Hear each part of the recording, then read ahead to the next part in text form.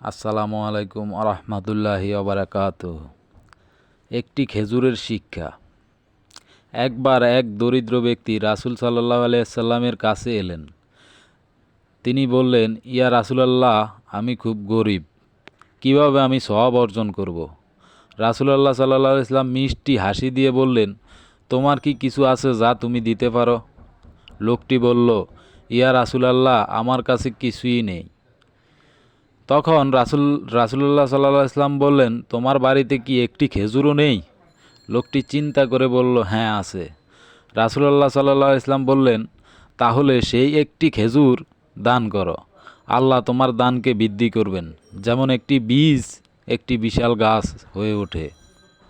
লোকটি খুশি মনে গিয়ে সেই খেজুর দান করল। আল্লাহর পথে দান করার আনন্দে তার অন্তর ভরে গেল। এই গল্প আমাদের শেখায়, দান ছোট বা বড় নয়, আল্লাহর নিয়তের উপর ভিত্তি করে সওয়াব দেন। তাই আমাদের যা আছে তা দিয়ে আল্লাহর পথে কিছু করার চেষ্টা করতে হবে।